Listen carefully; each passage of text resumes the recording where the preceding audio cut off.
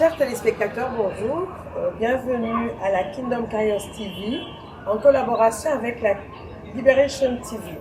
Nous sommes là dans le cadre de l'émission La Voix des Apôtres, une émission que vous allez désormais recevoir sur votre page YouTube. Avant de commencer, chers téléspectateurs et chers invités, on va se désinfecter les mains. Voilà. Aujourd'hui, nous voulons donner un point de vue sur la situation malheureuse qui est survenue dans notre cité capitale à propos de ce pasteur qui a interdit à ses jeunes fidèles de porter le masque et ces derniers se sont vus interdire l'accès à la salle d'examen et l'église a été fermée. Ce qui fait l'objet de notre émission, c'est le désir d'apporter un éclairci sur la fonction et la qualité de l'église pentecôtiste au Cameroun et d'enlever le discrédit qui plane sur toute l'église à cause de cette situation. Pour cela, nous allons accueillir deux serviteurs de Dieu. Prophète Dixon B, qui est à ma gauche, et apôtre Abdou-Karios à ma droite. Je suis Madame Njonko Makobisi, présentatrice. Je laisse la parole à le prophète Dixon. Prophète, you're welcome. Thank you, madam. Yes, happy to see you. Can you introduce yourself now to our viewers, please? I'm a humble servant of God, Prophet Dixon Kuber. By the grace of God, I own a ministry by name or title, Altar of Liberation International Ministry. So we do run several programs, especially spiritual programs. The Liberation TV, we just started by God's grace, and we believe that through this Liberation TV that God inspired me or revealed to me is going to go a long way to touch lives. So I just believe the viewers, all of our viewers, we are going to be blessed through this program. Thank you. Je passe la parole à l'apôtre Abdou-Karios. Le président de l'association interdénominationnelle des églises de la veille du Cameroun. Et je suis aussi également le président du corps des apôtres au Cameroun. Il faut dire que nous avons déjà le corps des apôtres ici au Cameroun, où les apôtres se retrouvent pour partager, pour essayer de voir le fonctionnement d'une église. Vous savez que dans une nation, lorsque les apôtres n'ont pas l'autorité apostolique, il y a trop de désordre. Donc, il a plu au Seigneur de permettre que nous puissions avoir cette plateforme des apôtres au Cameroun et que nous invitons déjà les apôtres et même les serviteurs de Dieu à connaître cette plateforme. Désormais, nous nous retrouvons sur le patriarche Magnon Salomon, parce que nous avons des patriarches ici au Cameroun. Nous nous retrouvons tous les premiers lundis du mois pour une réunion de concertation. Donc, je suis, Dieu par la grâce, Dieu m'a permis d'être le coordinateur. Et je suis aussi pasteur au Tabernacle de la Grâce, on va dire. Et je suis aussi le coordinateur du mouvement au service du Cameroun. Et j'ai béni le Seigneur pour cette grâce. Merci apôtre, thank you, Prophet Dixon. Ok, et avant d'entrer dans le vif du sujet, merci apôtre, nous voulons dire que nous croyons que vous êtes la bonne personne, vu le statut que vous avez dans le corps de Christ au Cameroun, celle qui peut nous aider à comprendre un peu l'église pentecôtiste au Cameroun, à recadrer un peu des choses. Et donc pour cela aussi, nous voulons vous demander si vous pouvez nous expliquer un tout petit peu l'origine, nous donner l'historicité de l'église pentecôtiste au Cameroun. Ça va nous permettre de comprendre un peu certaines choses parce que nous entendons souvent dire que les églises de réveil sont les nouvelles églises, les églises qui sont arrivées hier. Est-ce que vous pouvez essayer de nous donner des informations par rapport à ça? Déjà, avant de commencer, je voulais saluer tous ceux qui sont en train de nous regarder en direct, tous ceux qui sont en train de nous regarder. Nous voulons le saluer, tous les corps de Christ et tous les bien-aimés qui sont en train de nous regarder. Et je veux dire ceci, je ne vais pas donner toute l'histoire, parce que s'il faut que je donne l'histoire, on va prendre du temps. Donc, je vais juste donner citer quelques points, afin qu'on sache que l'église de réveil au Cameroun n'est pas arrivée hier. Non, l'église du réveil au Cameroun est arrivée en 50. En 50 ans, dans les années 50. Et l'église est arrivée comment au Cameroun? C'est arrivé par les missionnaires qui sont entrés par Victoria. Aujourd'hui, nous les appelons Limbe. Je crois qu'il y avait le Full Gospel et aussi l'église apostolique. Il y a même Global Frontier qui sont rentrés de ce côté-là. Et ils ont évolué, arrivé à un moment, ça c'est le côté francophone. Mais le côté anglophone, ça c'est le côté anglophone. Le côté francophone est né à travers quatre serviteurs de Dieu. L'apôtre Ndale, l'apôtre Obake, l'apôtre Ndale, l'apôtre Mbassi et l'apôtre Abenego. Il y a 3 qui sont morts, il y a un qui vit encore aujourd'hui. Donc la jeune génération doit savoir. Nous avons encore l'apôtre Abenego qui est encore là, qui est l'un des pionniers de l'église du réveil au Cameroun et ils ont beaucoup œuvré ici. Ça, je peux appeler ça la première génération. Il est encore vivant, il est là, et il faut que l'église puisse connaître cette histoire. Et il y a aussi une deuxième génération qui sont encore là. Il y a Papa Magnon Salomon, il y a l'apôtre Pogba Michel, parce que l'apôtre Papa Magnon Salomon, il est ici à Yaoundé, il est à Soa. Et je crois qu'avec, comme nous sommes sur la plateforme La Voix des Apôtres, avec la grâce de Dieu, il viendra un jour intervenir sur cette plateforme pour que la jeune génération puisse connaître cet apôtre. Nous avons l'apôtre Pogba Michel qui est à Douala. Nous avons le docteur Moutouba. Il faut dire que l'apôtre Magnon Salomon, c'est le premier serviteur ici à Yaoundé. Le premier serviteur de Dieu au niveau de Yaoundé. Donc, quand on parle de premier serviteur de Dieu, c'est lui, des églises de réveil pentecôtistes au Cameroun. Il est le premier serviteur et il est vivant. Et nous avons tous ces patriarches-là. Et il faut dire, parce qu'on dit que c'est des nouvelles églises. Non, l'église pentecôtiste ou l'église de réveil au Cameroun a été même légalisée avant l'église catholique, en 60. Il est bien vrai que ces deux églises ont été légalisées. Il est bien vrai que ces deux églises sont légalisées la même année, en 60, mais l'église pentecôtiste, parce que l'assemblée chrétienne du témoin de Christ a été légalisée avant même l'église catholique. Il est bien vrai que l'église catholique, c'est un mouvement. C'est comme c'est un mouvement, mais qui n'était pas encore légalisé. Mais c'est l'église pentecôtiste qui a été l'une des premières églises qui a été légalisée. Donc ce n'est pas une nouvelle église, c'est une église qui existait depuis. Et il faut dire que les pionniers qui ont commencé ces églises au Cameroun étaient des intellectuels. Étaient des grands intellectuels. Parce qu'aujourd'hui, on tasse l'église de réveil comme une église où il n'y a pas des intellectuels.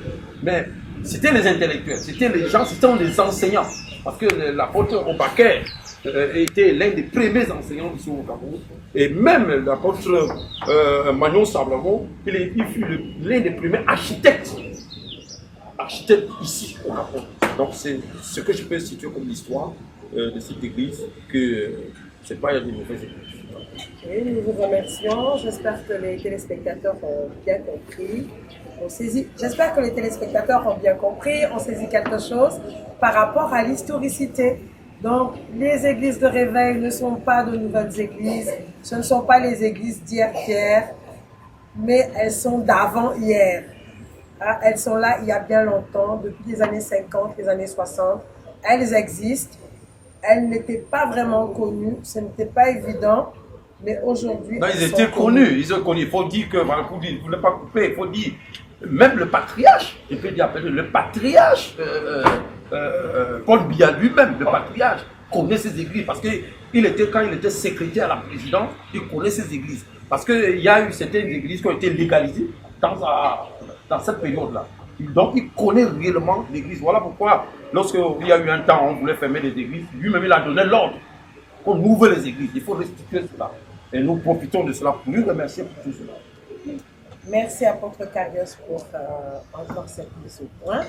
Maintenant, nous sommes là, comme nous l'avions dit tout à l'heure, pour parler de ce problème de pandémie je dirais, de ce découronné virus Covid-19 qui nous crée beaucoup d'ennuis et pour lesquels chacun doit être engagé à lutter pour faire reculer ce virus, pour détruire ce virus, pour arrêter l'avancée de ce virus. Et là, je vais m'adresser à l'Église que vous représentez pour demander qu'est-ce que l'Église fait, qu'est-ce que l'Église a fait depuis que cette pandémie a commencé. So I wanted to talk to Prophet Dixon and I want to ask you now, what, since the pandemic started, what have the church done? What have you done, you in your church? What have you done to try to avoid people to be affected? And what have you done to advise people, to help people not to be affected by this virus? Thank you very much. Our viewers all over the world, all over the nation, our viewers in the nation, what have we done in order to prevent our followers or the church from being affected by this COVID-19? Is actually a moment of pandemic. This pandemic has come to destroy lives, like we have heard, of nations. So thousands of people have been dying because of this pandemic. Even in our nation, Cameroon, there are people who have died because of this pandemic. So what have we done in order to prevent our followers or the church from being affected by this pandemic? We have been obeying the various methods given to us by the World Health Organization and by the government in collaboration with the government. We have been put in place the various methods, like for example, the washing of the hands with soap, the hand sanitizers. We make sure we follow the various methods that has been given to us by the government. The social distancing of 1.5 meter, we make sure we restrict our Christians from not passing the number that has been given by the government, 50. We make sure our followers attend service not more than 50.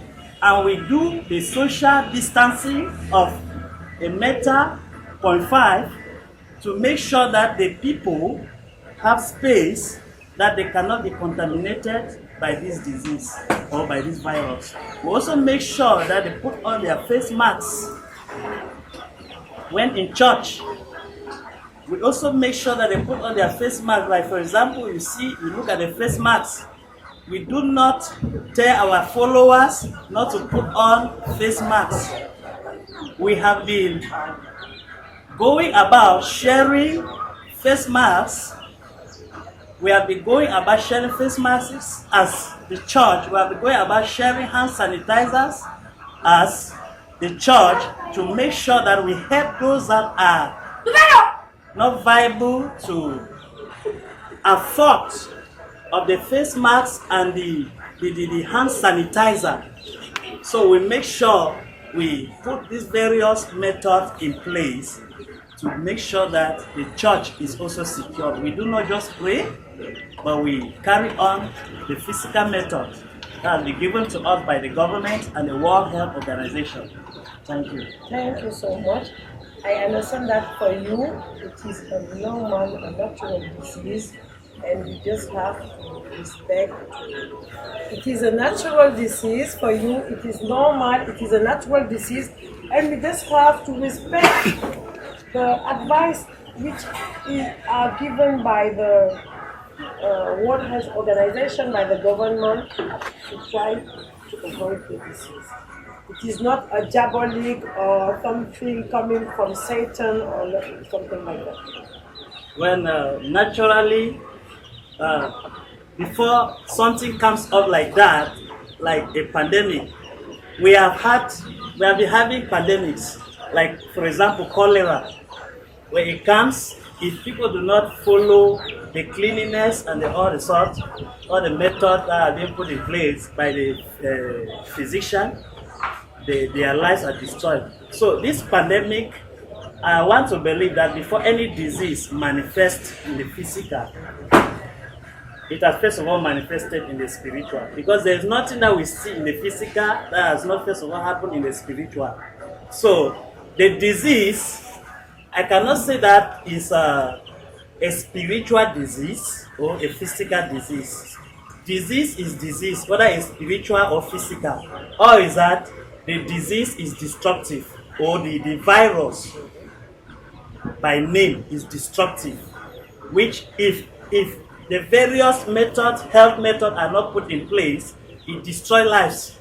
So what I want to say is that the disease is destructive.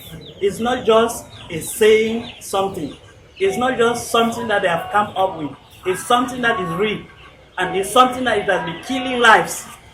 So it's something that we're supposed to take it very serious in order to make sure that this generation is not wiped out by this deadly virus, COVID-19. Thank you, prophète. Alors, je me tourne vers l'apôtre Carlos pour poser les mêmes questions. Nous sommes sur un plateau bilingue cet après-midi, donc vous comprenez que Comme le Cameroun est bilingue. Voilà, et maintenant je pose, c'est les mêmes questions que nous posons aussi bien en anglais qu'en français. Je pose la question à l'apôtre Carlos. Depuis que cette pandémie a commencé, apôtre Carlos, qu'est-ce que l'Église fait? Qu'est-ce que vous faites pour contrecarrer, pour aider la population, pour travailler à faire reculer l'affection au niveau de votre communauté, au niveau du peuple que le Seigneur vous a fait? Déjà, nous sensibilisons les chrétiens à porter le masque. À partir du moment où je porte le masque, à respecter les mesures gouvernementales, respecter les mesures de distanciation et tout ce qu'on a demandé. Nous avons mis même à l'église des seaux, on doit laver les mains avant d'entrer, et même à l'intérieur de l'église. Et je profite par là pour saluer ici DIA qui nous a envoyé les masques au niveau de l'église, et nous avons reçu tous ces masques. Et je remercie aussi les frères et sœurs qui ont acheté les masques pour partager certains frères. En dehors de cela, nous avons fait des sensibilisations, nous avons acheté des baffes, nous sommes sortis pour aller sensibiliser les gens dans les carrefours. Et à travers ça, on a profité pour prêcher l'évangile, parce que tout ce que Dieu fait est bon pour nous. C'est-à-dire, Dieu, nous utilisons tout ce qui arrive, nous utilisons pour apporter l'évangile. Nous sommes sortis dans les carrefours, et nous sortons dans les carrefours. Et nous, avant de prêcher, nous disons aux gens d'utiliser leur gel, et de porter le masque, et leur parler que la maladie est là. Il y a une réalité de la maladie. Alors de laver les mains, de respecter les mesures d'hygiène données par les autorités. Et alors nous les parlons à travers cela, nous prêchons l'évangile, nous disons que ces mesures sont bien, c'est très bien bon, mais la meilleure protection, il n'y a que Jésus. Et nous profitons sur ce plateau pour dire aux gens, la meilleure protection, c'est de se confier à Jésus. Et nous allons avoir des pandémies plus que ça. Ça, c'est le début. Il y aura encore plus que ça dans le monde, parce que le monde entier est en train d'aller dans une dérive totale.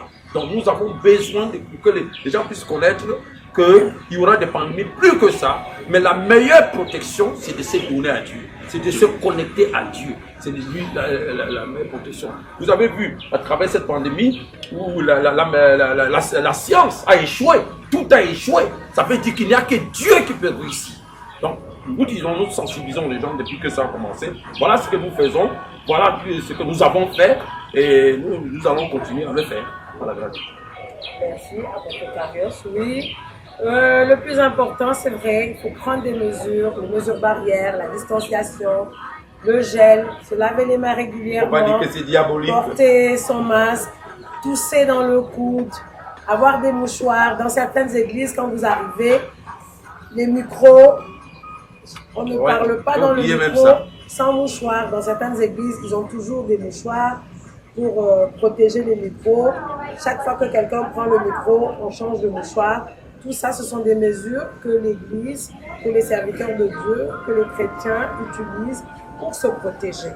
Ça veut dire que vous êtes vraiment dans ce désir de repousser ce virus, d'éviter que vos fidèles soient atteints. Maintenant, la question que je vais vous poser, apôtre Carlos, Est-ce que vous pensez que cette maladie, cette pandémie est diabolique? Est-ce qu'elle vient de Satan?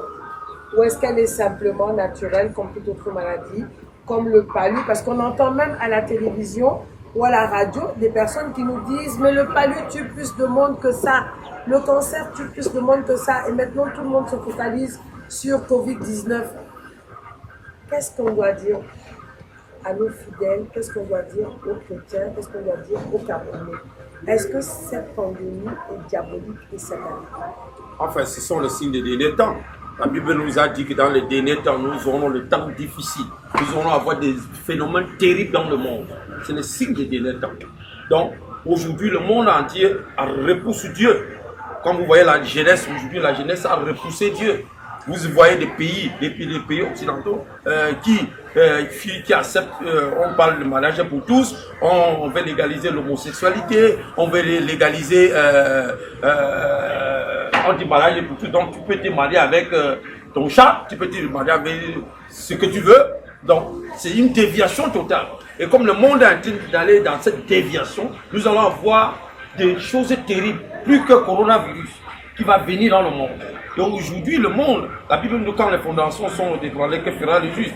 Tous les fondements sont débranlés aujourd'hui. Le fondement scientifique, le fondement social, le fondement religieux, le fondement politique, le fondement économique, tout est effondré aujourd'hui. Parce que les gens n'aiment plus Dieu, les gens ne veulent plus amener Dieu au centre. Nous sommes comme au temps de la tour de Babel, où l'homme est en train de construire ce qu'il veut construire sans Dieu. Et quand vous construisez sans Dieu, vous aurez des problèmes. Donc c'est le signe des derniers temps. Nous allons voir ça parce que Jésus nous a prévenu tout ça. Il a dit que vous allez voir ces choses. Mais il a dit, donner une parole d'assurance. Il a dit, je serai avec vous jusqu'à la fin du monde. Donc voilà ce que je peux répondre par rapport à cette pandémie. C'est des choses prophétiques. Et nous sommes en train de voir ça de manière directe. Donc, acceptons que c'est des situations que Dieu permet, acceptons que c'est prophétique et allons nous réfugier sur le rocher qu'est Jésus-Christ. Je crois que c'est ça la solution.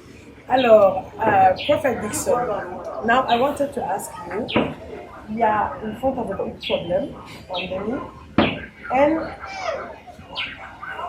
through this big problem, a pastor told members not to put the mask. What do you think about it? And this is why we are here today. We wanted to explain people that we do not agree with this way of thinking.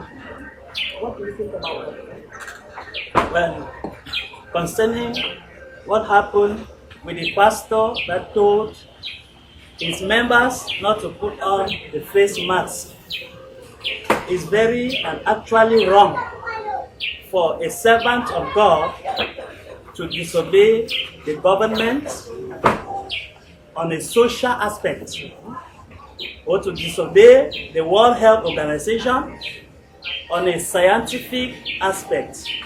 Because if the World Health Organization have asked us to obey the various methods in collaboration with the government, us, the men of God, supposed to also respect the measures put in place by the scientists in order to secure our members from being affected by this COVID-19.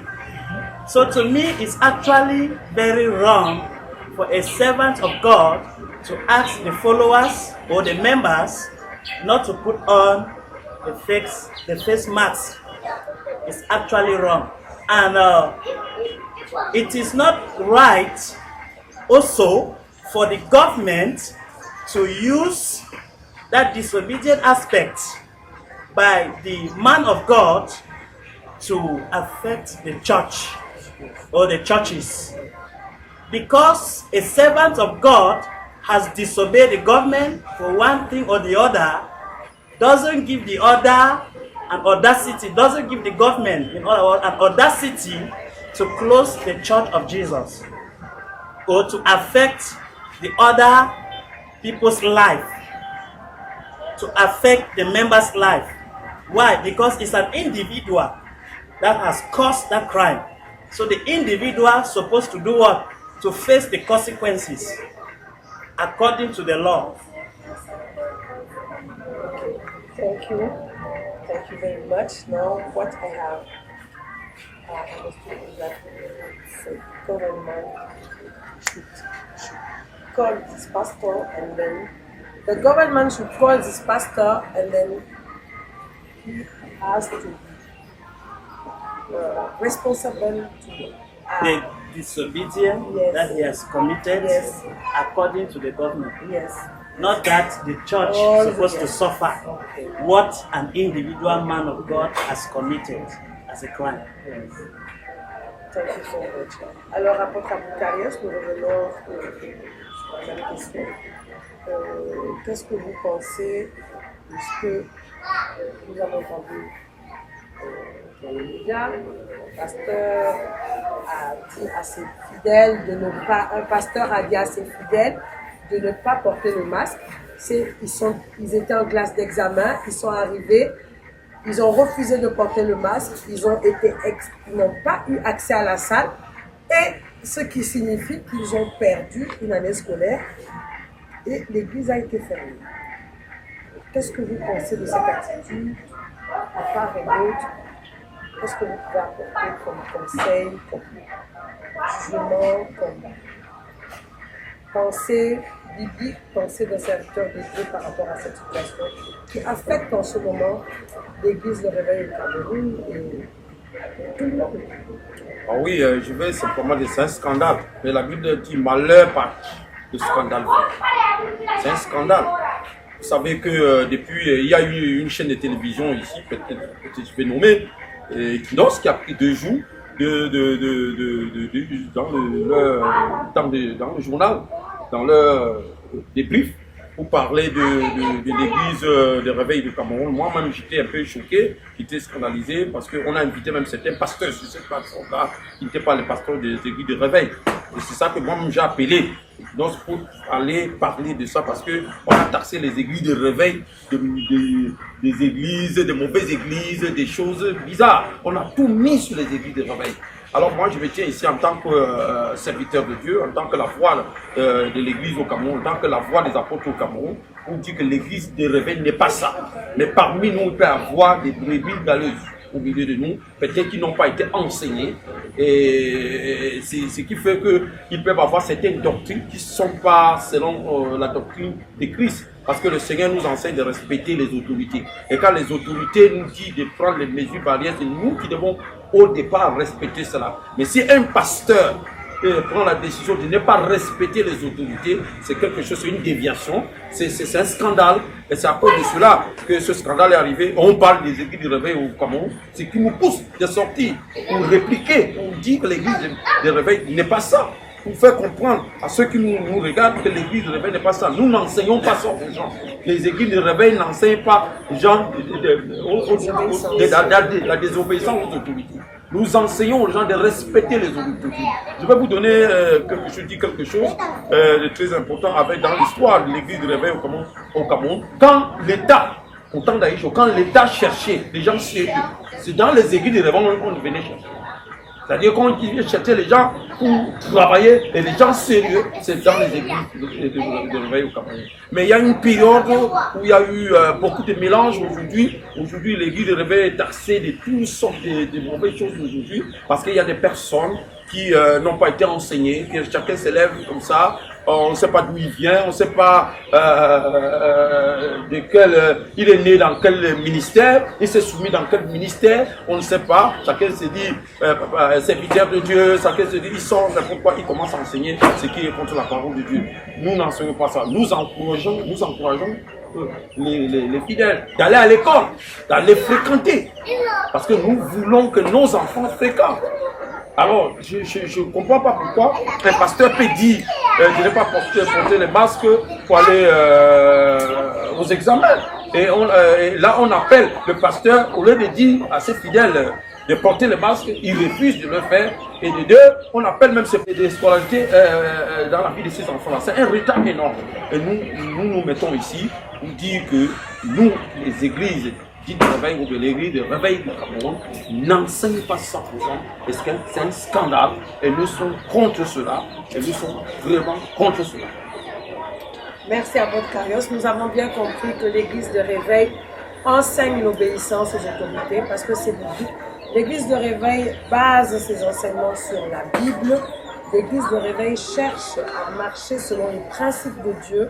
Et donc, quelqu'un se disant pasteur d'une église de réveil qui amène ses fidèles à ne pas obéir aux autorités, surtout quand cela concerne un problème de santé, de vie, cela n'a rien à voir avec la parole de Dieu, nous devons nous soumettre, nous devons obéir, nous devons respecter.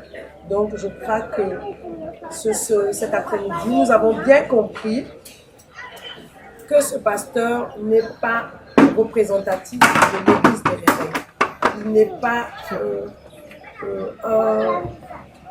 Il n'est pas celui qui représente l'église de réveil de par la désobéissance qui a créé autour de lui et qui fait du bruit maintenant dans notre cité capitale et même dans notre nation.